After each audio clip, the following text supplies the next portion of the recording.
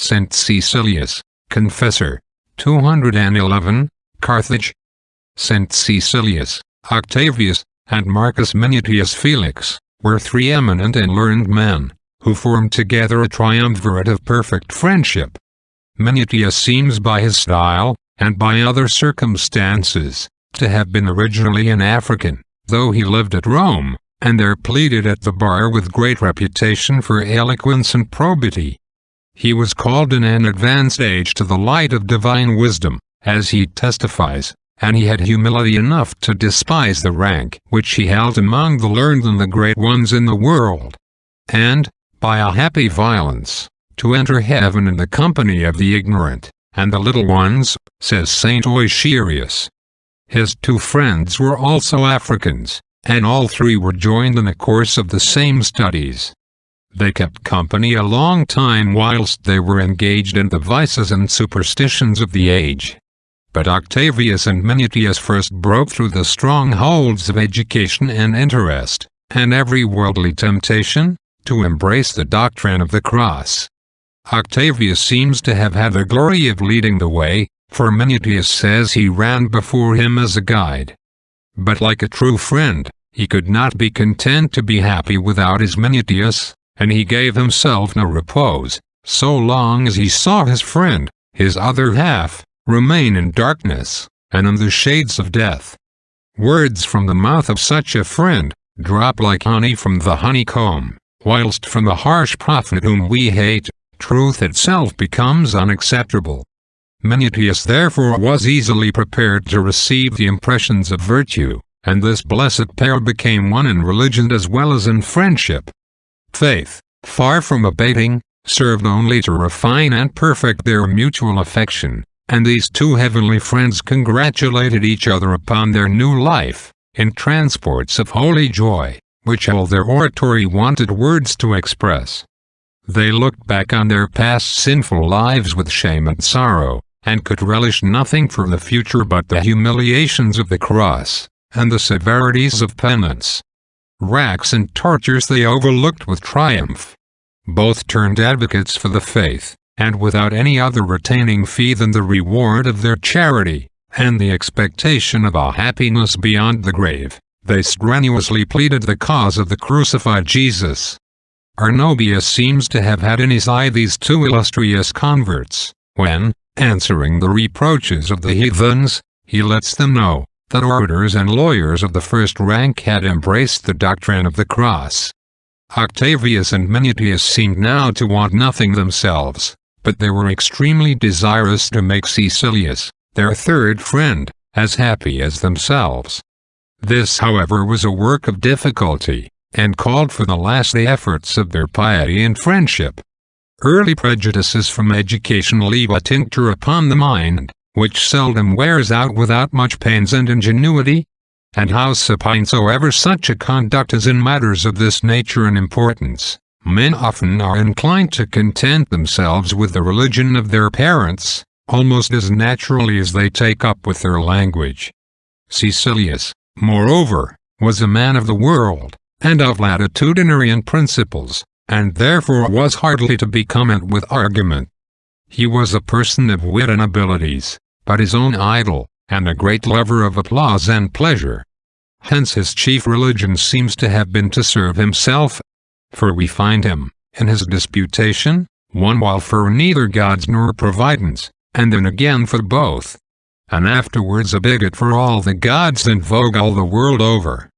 To complete his character, the philosophy he had imbibed only raised his vanity, and intoxicating his head with conceit, set him at the greatest distance from the reach of argument. But, notwithstanding the seemingly inaccessible temper of mind, we find Cecilius at length, by the power of divine grace, made a glorious convert, an eminent saint, and, in all probability, the converter of the great Saint Cyprian. Octavius and Minutius were the instruments which God was pleased to make use of to effect this great work. They began by recommending it to God by their earnest prayers, and their victory over him was the issue of a conference, the sum of which Minutius has left us in an elegant dialogue which he entitled Octavius, in honor of his friend who had departed this life when he committed this to writing. In the structure of this dialogue, the design and order are extremely beautiful and taking, and speak a master builder, for in the very entrance he insensibly steals upon our passions with such bewitching blandishments in the character of his beloved Octavius, then leads us on to the occasion of the conference with such awaking descriptions, and sets off the minutest objects with such surprising embellishments, that he has in a manner got our hearts before he comes to open his cause. He tells us that Octavius, an excellent and holy person, at his departure out of this world had left in him most eager desires and longings for such a friend, for, says Minutius, he always burnt with equal fire, and loved me so passionately in return, that, both in our diversions and business, our minds continually played in concert to one another, insomuch that you would imagine there was but one soul between us both. This author called to mind with gratitude the benefit of his example, and, ruminating on his virtues, rekindled his own devotion. Whilst, by cherishing his memory in his breast, he studied to go after him in his thoughts, and to wean his heart more and more from the world. He then recapitulates their momentous discourse with Cecilius, whereby that friend was also brought over to the true religion. The occasion by which it was introduced is related as follows. Octavius came to Rome to pay Minutius a visit, forcing his way through the strong endearments of house, wife, and amiable little children, which he left at home. It was in autumn, and in vacation time, which gave our orator relaxation from his business at the bar. And he took the opportunity which that time of leisure afforded him, to go to Ostia to bathe in the salt waters of the sea, which he looked upon as a proper remedy for drying up the humours with which he was afflicted. Octavius and Cecilius would needs bear him company. It happened, that as they were walking together in the town, towards the seashore, early in the morning, Cecilius spied a statue of Serapis, at which he put his hand to his mouth, and kissed it. This was an act of adoration among the Greeks and Romans. Octavius hereupon said to Minutius, that it was a crime and reproach in them that their friend should still remain involved in the darkness of error, and worship stones, which had indeed received a figure, and been anointed with oil, and crowned by way of consecration, but were still dumb and deaf stones. Cecilius was nettled to hear himself accused of ignorance, and challenged Octavius to hold a dispute upon that subject, telling him sarcastically, he would make him know that he never before had to do with a philosopher.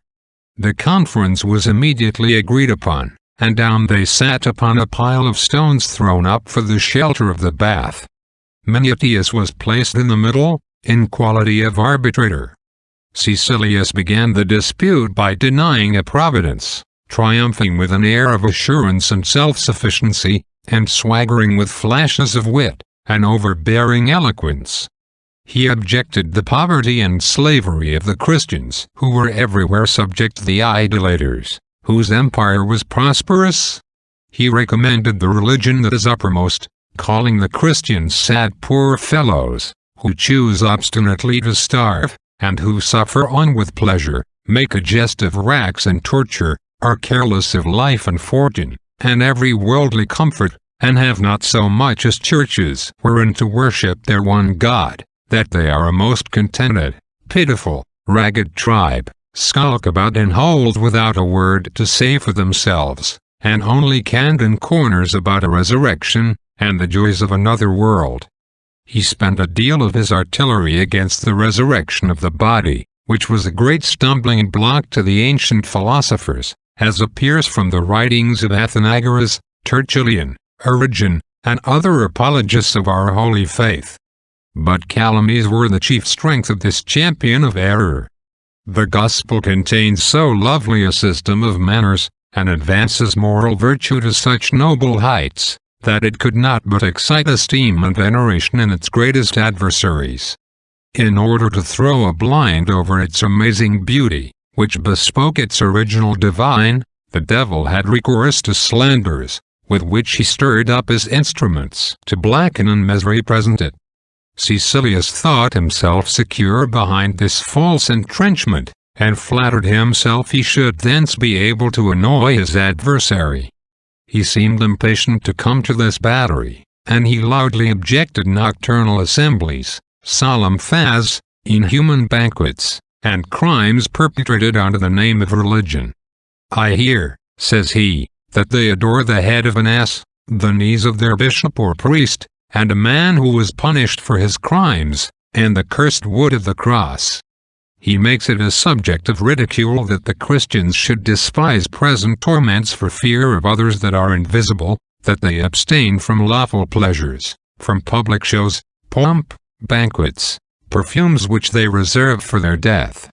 In answer to these prejudices, Octavius demonstrates a divine providence superintending all human affairs, from the evident marks of order and design in all the works of nature, an argument so obvious and natural, yet so evident and strong, that no subtlety can foil or obscure it.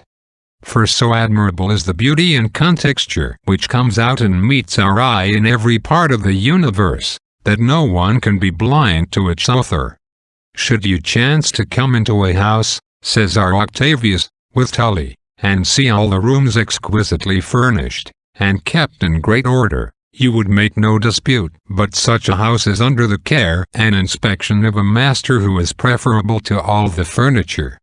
Thus, when you cast your eyes upon heaven and earth, and behold the admirable order and economy of things, can you question whether there is a Lord of the universe, and that he is more glorious than the stars, and more to be admired than all the works of his hands?" From Providence he proceeds to prove the unity of God, and that he is the supreme spirit and intelligence, the universal parent, who gave beginning to all things, himself eternal, who, before the world was produced, was a world to himself, who is infinite and immense, and whose immensity is intelligible only to himself. "Our intellect," says Octavius, "is too narrow to contain him, and we never conceive so worthily of him as when we apprehend him inconceivable." He thence takes occasion to show the absurdity of polytheism, and the monstrous folly of the idolaters concerning their gods. Proving their idols and oracles to be devils, he writes thus: "Most of you know very well that the demons are forced to confess against themselves, as often as we rack them into confession by bare words only, and force them out of the bodies they possess, by such tormenting speeches as they cannot bear. You may well be assured they would never frame lies to their own shame, especially in the presence of you who adore them. Take their word then, and believe them to be devils, when you have it from their own mouths. For when we adjure them by the one living God, the wretches tremble, and either depart forthwith from the bodies they possess, or vanish by degrees, according to the faith of the patient, or the grace of the physician." Cecilius, pressed by these arguments, flies from his tenets, but thinks he can charge as much upon Christianity. This was at best to abandon the cause of idolatry, and a poor shift which discovered his distress. Neither could he object anything to the evidence of the gospel revelation, except gross calumnies formed out of our doctrines disguised, or taken by halves, and from our discipline either mistaken or traduced.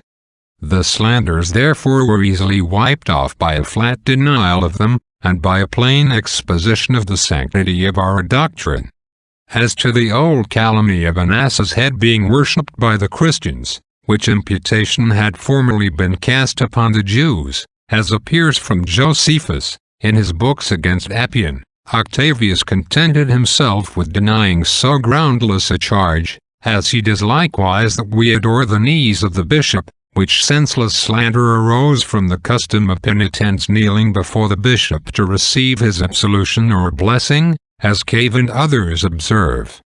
To the accusation of incest in our mysteries, Octavius answers, that it was confuted by the purity of our morals, and by the great number of those who vow chastity among us.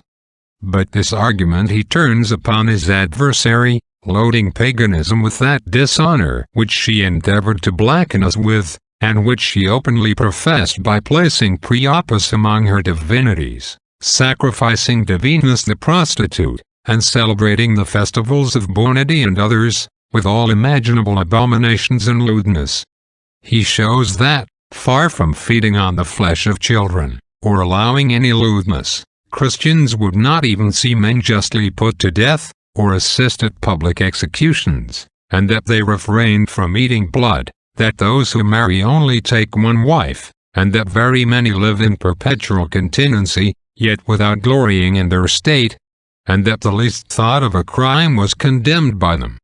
Our disputant observes that Pythagoras, Plato, and other heathen philosophers learned the immortality of the soul, and many other truths which they taught, though mingled with much falsehood, by an imperfect tradition from the divine revelation delivered to the ancient patriarchs.